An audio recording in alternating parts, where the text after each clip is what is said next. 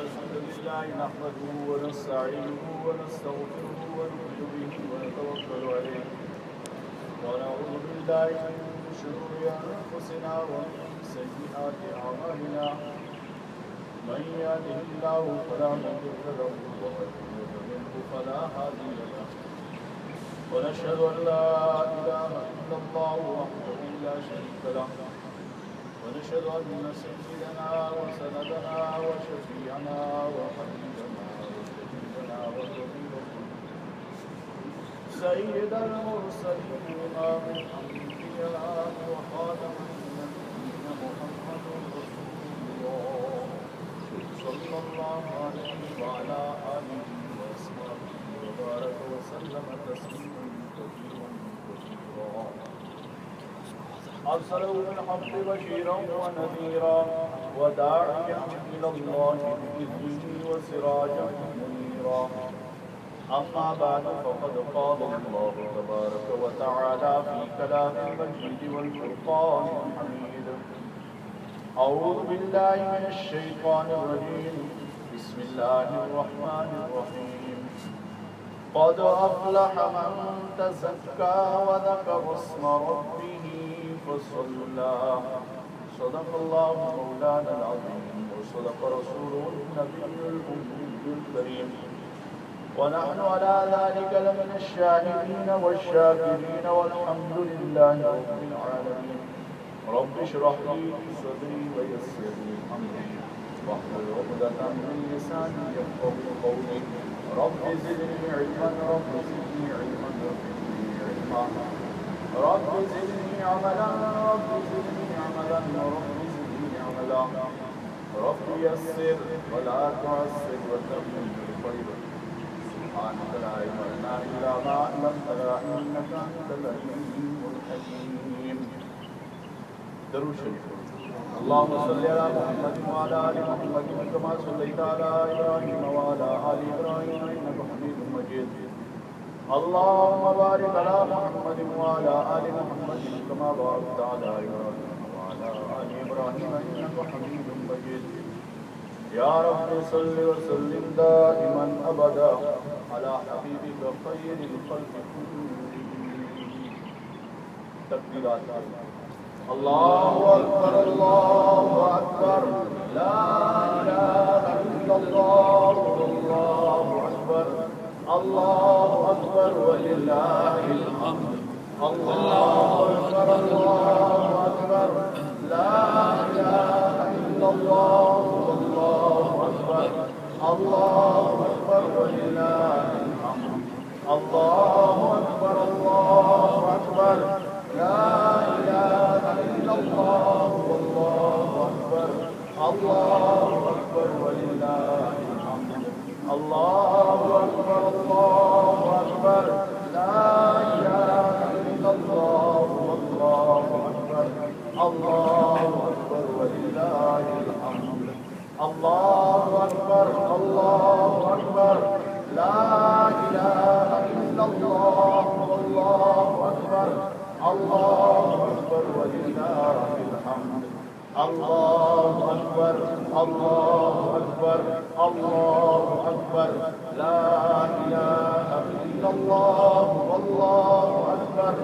الله أكبر ولله الحمد. الله أكبر الله أكبر الله أكبر لا إله إلا الله والله أكبر الله أكبر ولله الحمد. الله أكبر الله أكبر الله أكبر لا إله إلا الله والله أكبر الله أكبر ولله الحمد. الله أكبر كبيرا والحمد لله كثيرا وسبحان الله بكرة وأصيلا. وصلى الله على سيدنا محمد وعلى آله وصحبه وبارك وسلم تسليما كثيرا كثيرا. نہایت قابل عزت احترام بزرگوں دوستوں بھائیوں، آج عالم اسلام کے اندر عید الاضحیٰ منائی جا رہی ہے، بڑا خوشی کا دن ہے، ہر طرف دیکھو تو مسلمانوں کے چہروں پر خوشیاں ہیں۔ کیوں؟ اس لیے کہ مسلمان اگر خوشی مناتا ہے تو یہ اللہ کے رسول صلی اللہ علیہ وسلم کی زندگی کو دیکھتا ہے، اگر اس کے اوپر غم آتا ہے تو تب بھی حضور صلی اللہ علیہ وسلم کے طریقوں کو دیکھتا ہے کہ میرے نبی صلی اللہ علیہ وسلم کا طریقہ غم کے اندر کیا تھا اور میرے نبی صلی اللہ علیہ وسلم کا طریقہ خوشی کے مقام پر کیا ہوتا تھا۔ آج خوشی کا دن ہے، حضور صلی اللہ علیہ وسلم نے ارشاد فرمایا ان لکل قوم عیدا وہذا عیدنا، ہر قوم کے لیے عید کا دن ہوتا ہے، ہمارے لیے آج عید کا دن ہے۔ تو عید الاضحیٰ ہے یا عید الفطر ہے، یہ دو خوشی کے مقامات ایسے جو مسلمانوں کو اسلام نے عطا کیے ہیں۔ اسلام سے پہلے لوگ تہوار منایا کرتے تھے، ایسے تہوار ہوتے تھے کہ اس کے اندر غیر شرعی کام ہوتے تھے۔ حضور علیہ السلام نے جب دیکھا کہ مسلمان بھی ان کے ساتھ شریک ہو رہے ہیں تو آپ علیہ السلام نے ارشاد فرمایا تمہارے لیے ان سے الگ تھلگ اللہ رب العزت نے دو عیدیں عطا کی ہیں، وہ تمہاری تہوار ہیں، اسلامی تہوار ہیں، تم ان کو مناؤ، اس میں خوشیاں کرو، اللہ رب العزت تمہیں جو ہے ثواب سے درجات سے نوازے گا۔ عید الفطر آئی، عید الفطر کے اندر مسلمانوں نے خوشیاں منائیں، رمضان المبارک گزارا تو اللہ پاک نے عید الفطر عطا کر دی، اور اب چونکہ حج جیسی اہم اور بڑی فضیلت والی عبادت ادا کی جا چکی ہے، اس کے بعد فوراً خوشی کا ایک اور دن عطا کر دیا کہ لوگوں تمہارے لیے عید الاضحیٰ کا دن ہم دیتے ہیں، اس میں تم خوشیاں مناؤ۔ عید الفطر پہ تم نے اللہ کو راضی کیا، وہ اللہ کی طرف سے تمہارے لیے افطار کا دن تھا، اس کے اندر تم نے افطار کیا، صبح سے تم نے کھایا پیا اور خوشیوں کے ساتھ جو ہے عیدگاہ کی طرف چلے گئے۔ لیکن آج کا دن جو ہے یہ تو رمضان المبارک نہیں گزرا، آج کے دن کون سا انعام دیا جا رہا ہے؟ آج کے دن حضور پاک صلی اللہ علیہ وسلم نے ارشاد فرمایا تمہارے لیے وہ انعام دیا جا رہا ہے جو تمہارے بابا ابراہیم علیہ السلام کی سنت ہے، یعنی قربانی، اور قربانی کے گوشت کے ذریعے سے تمہاری ضیافت کی جائے گی اللہ کی طرف سے۔ اس لیے حضور صلی اللہ علیہ وسلم عید الفطر کے موقع پر کچھ کھا پی کر آیا کرتے تھے، اور عید الاضحیٰ کے موقع پر حضور علیہ السلام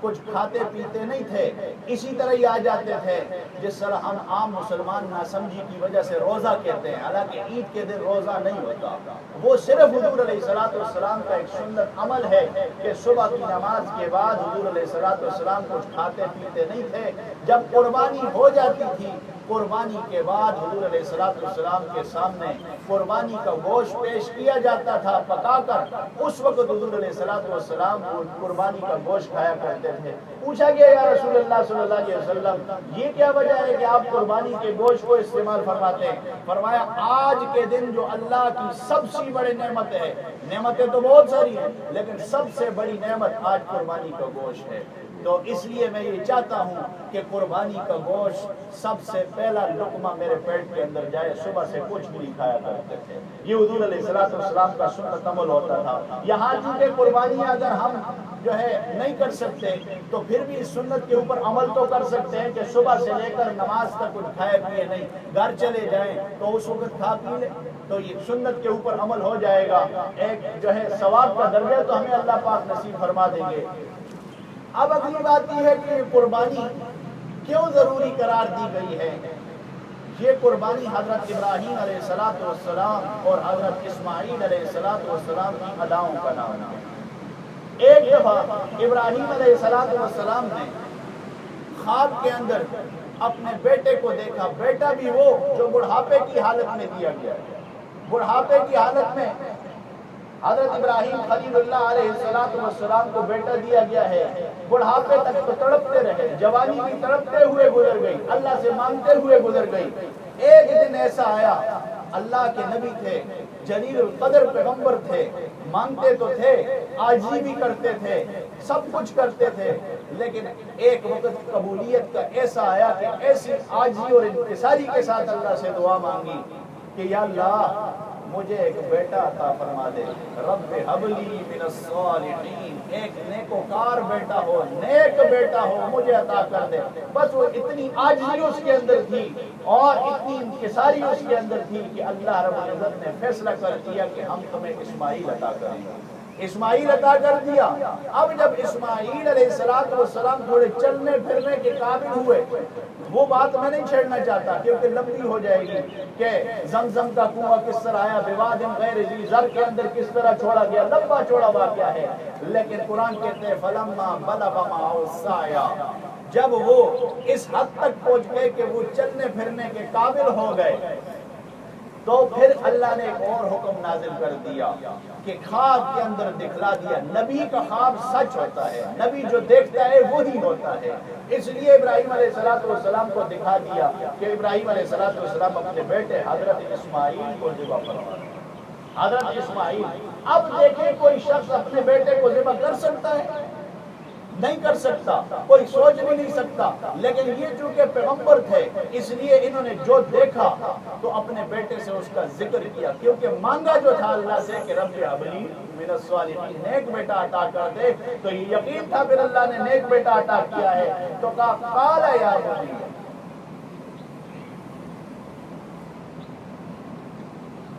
قال یا بنی، اے میرے بیٹے، میں نے تو تجھے دیکھا ہے کہ میں تجھے خواب کے اندر ذبح کر رہا ہوں، تیرا کیا خیال ہے؟ تو بیٹے نے آگے سے جواب دیا، اے میرے والد محترم، جس طرح آپ نے دیکھا ہے اسی طرح کر گزرو، ستجدنی انشاءاللہ من الصابرین،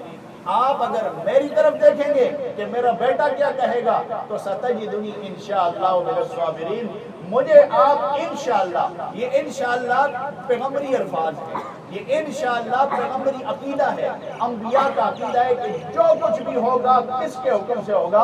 اللہ کے حکم سے ہوگا، اللہ کے حکم کے بغیر کچھ بھی نہیں ہوتا، اس لیے کہتے ہیں انشاءاللہ من الصابرین، آپ مجھے صابرین میں پاؤ گے۔ تو صبر کرنا بھی پیغمبری عقیدہ ہے، اور انشاءاللہ کہنا یعنی اللہ سے ہوتا ہے، یہ بھی پیغمبری عقیدہ ہے کہ یہاں اسماعیل علیہ السلام نے یہ کہا تو ابراہیم علیہ السلام کو تسلی ہوئی، جب تسلی ہوئی لے کے چلے گئے، اب لے کے جا رہے تو شیطان نے پیچھا کیا، شیطان نے کہا بھلا اس طرح بھی کبھی کوئی کر سکتا ہے کہ آپ ایسے کریں کہ اپنے بیٹے کو ذبح کریں، اور بڑھاپے کی حالت میں اللہ نے بیٹا دیا ہے پھر اس بیٹے کو آپ ذبح کریں،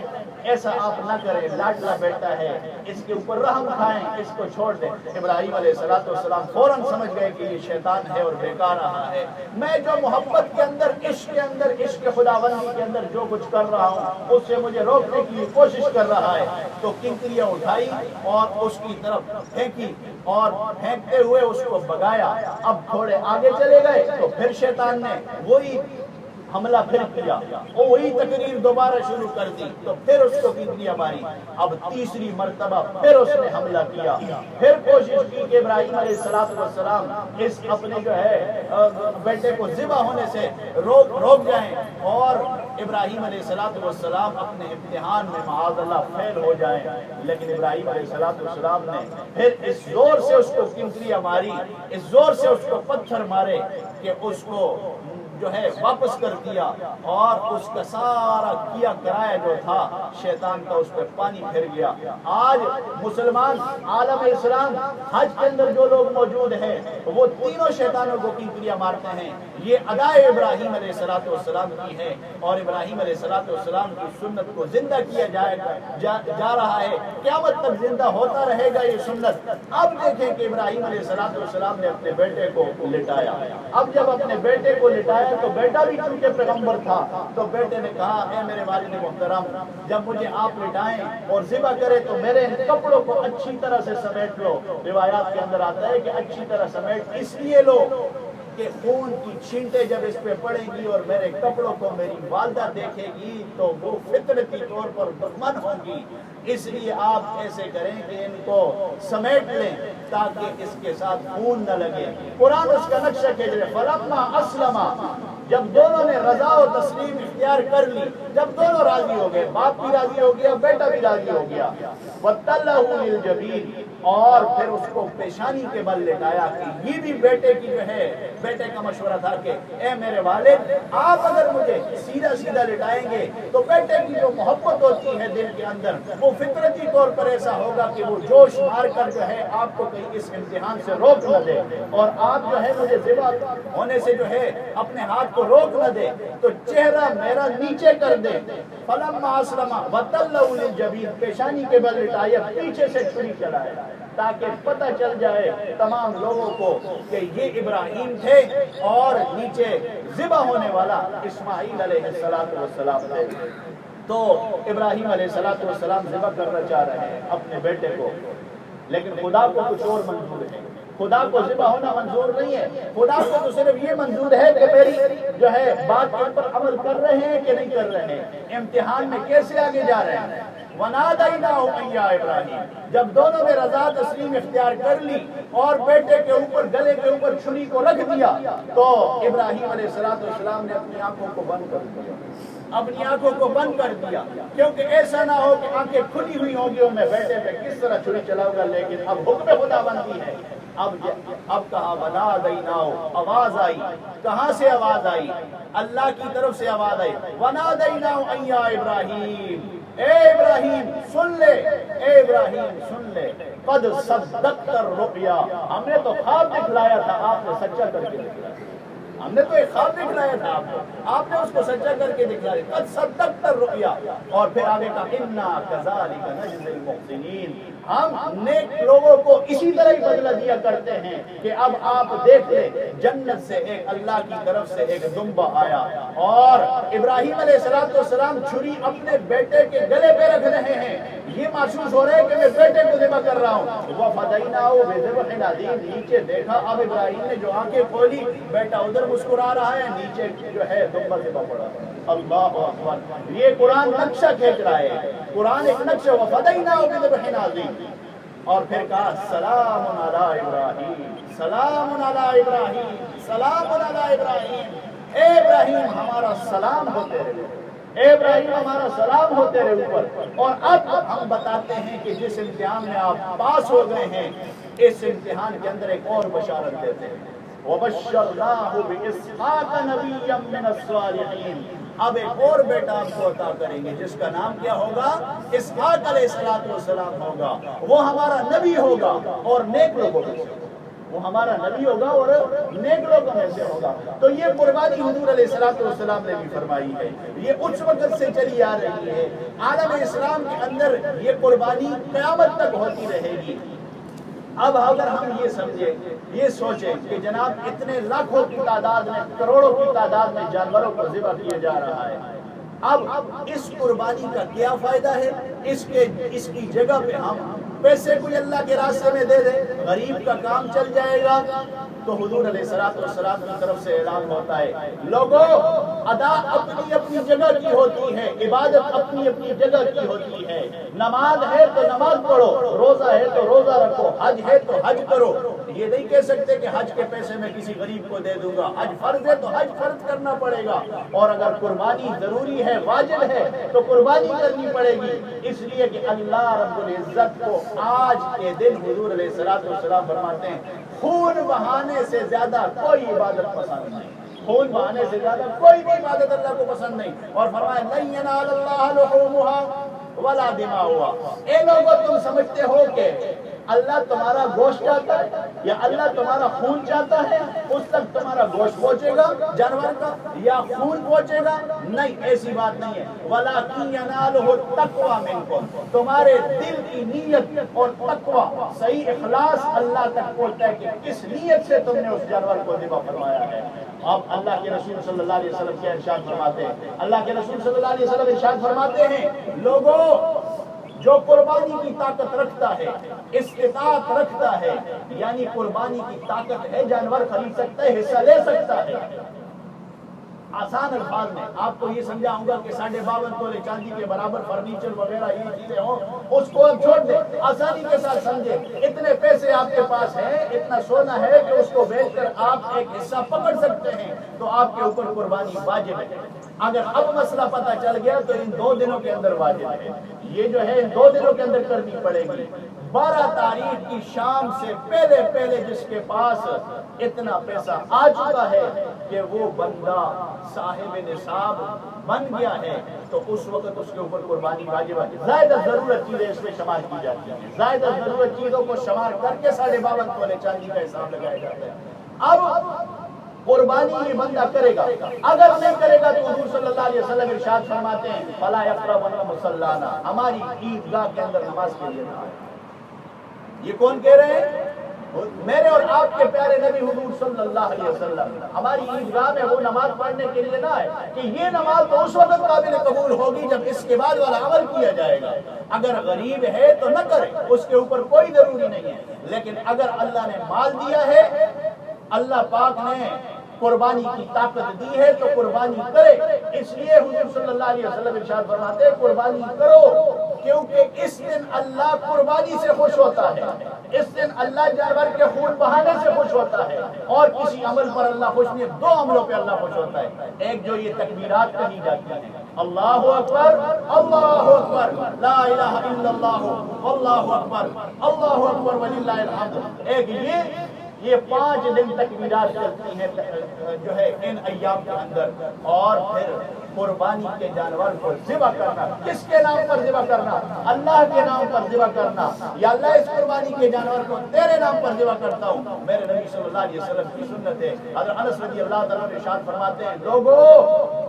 میں نے اپنے نبی صلی اللہ علیہ وسلم کو 10 سال تک دیکھا ہے مدینہ کے اندر، 10 سال تک دیکھا ہے کہ 2 دمبے حضور علیہ السلام لیا کرتے تھے، خریدتے تھے، بڑے بڑے سینگوں والے ہوتے تھے اور اونچے قد والے ہوتے تھے اور بڑے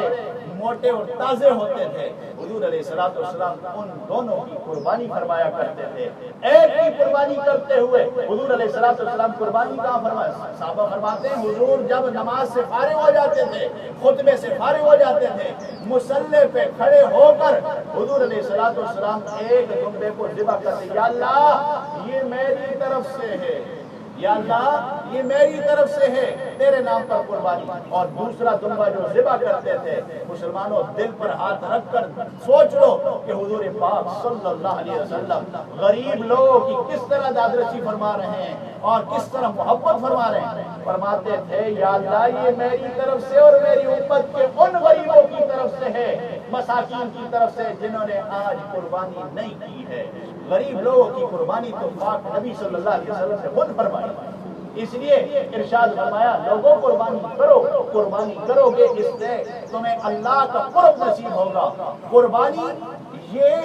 قرب سے نکلا ہوا لفظ ہے، یہ قربان سے لفظ نکلا ہے، اور قربان جو ہے یہ قرب سے ہے، اور قرب آپ کو پتا ہے کہ نزدیکی کو کہتے ہیں۔ انسان کو جب اللہ کا قرب نصیب ہو جاتا ہے تو پھر یہ ولایت کے درجے پہ فائز ہو جاتا ہے۔ اس لیے کبھی نوافل کے ذریعے سے اللہ کا قرب ہے، کبھی قربانی کے ذریعے سے اللہ کا قرب ہے، کبھی حج کے ذریعے سے ہے، کبھی جو ہے رمضان کے روزوں کے ذریعے سے ہے، کبھی نفلی روزوں کے ذریعے سے ہے، اور کبھی اس اجتماع کے ذریعے سے اللہ کا قرب حاصل کیا جاتا ہے۔ یہ کیوں ہم لوگ یہاں پہ اکٹھے ہوئے ہیں؟ اس لیے اکٹھے ہوئے کہ میرے نبی صلی اللہ علیہ وسلم نے حکم کیا ہے، اس لیے ہم یہاں پہ اکٹھے ہوئے ہیں۔ اس کو ہم سوچیں سمجھیں کہ اللہ کے لیے ہم یہاں پہ اکٹھے ہوئے ہیں، اور اللہ کے لیے ہم نے عید کی نماز ادا کی، اللہ کے لیے عید کی نماز ہم نے ادا کی۔ الحمدللہ